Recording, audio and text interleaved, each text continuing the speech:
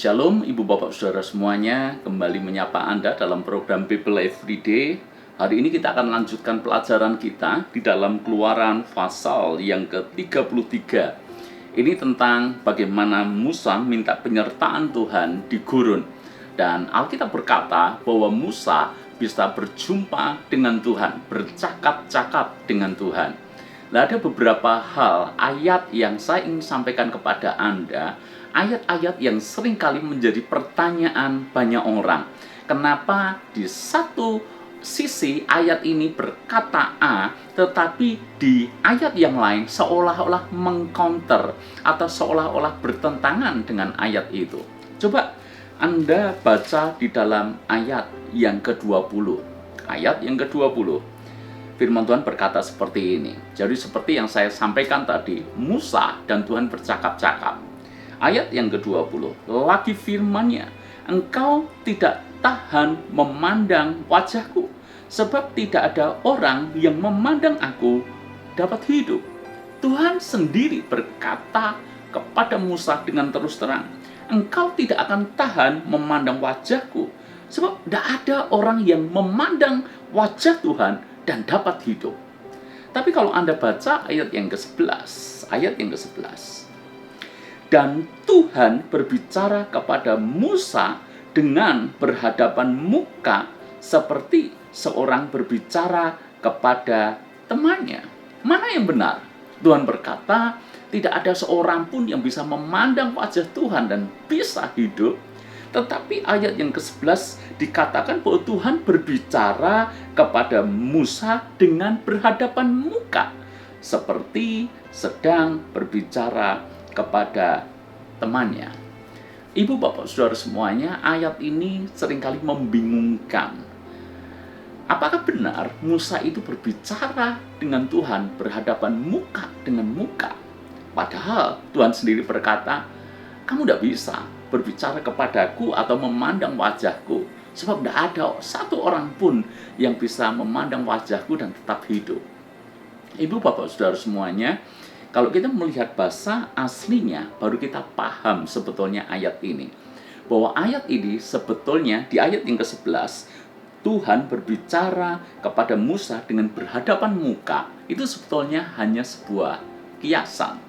Sebab di dalam bahasa aslinya, berbicara berhadapan muka itu memakai kata panim el panim.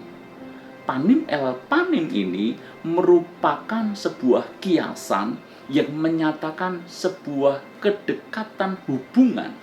Sehingga Alkitab berkata bahwa seperti seorang berbicara kepada temannya.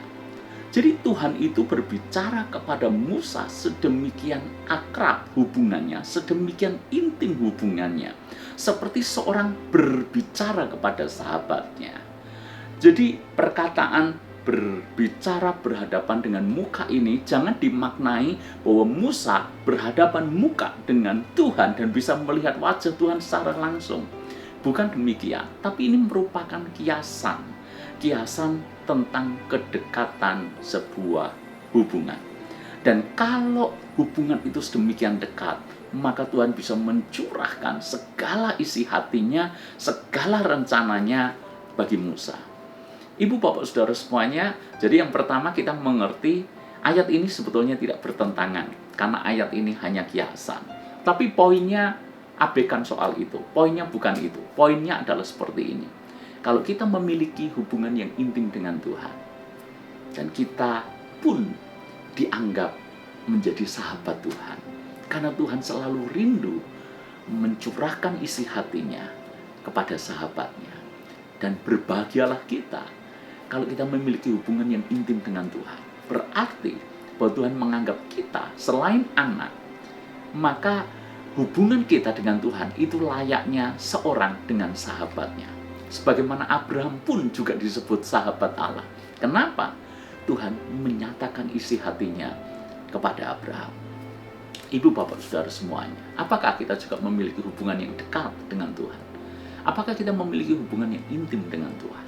Itu justru pertanyaan penting bagi kita, daripada kita mempersoalkan ayat yang pro kontra ini. Apakah Tuhan itu sedemikian dekat dengan kita, sehingga rencana Tuhan dibeberkan dalam hidup kita, sehingga Tuhan menuntun hidup kita luar biasa, sehingga ketika kita di waktu susah, Tuhan itu layaknya seorang sahabat yang memberikan penghiburan kepada kita. Ketika kita merasa gagal, Tuhan seperti sahabat yang mengangkat kita dan membuat kita semuanya menjalani hidup lagi dengan penuh semangat dan pengharapan. Kalau kita punya hubungan yang dekat dengan Tuhan, maka kita pun berjalan bersama dengan Tuhan, layaknya seorang dengan sahabatnya. Saya berdoa, tidak hanya Abraham yang disebut sahabat Allah, tidak hanya Musa, yang mana Tuhan bisa berbicara seperti kepada sahabat.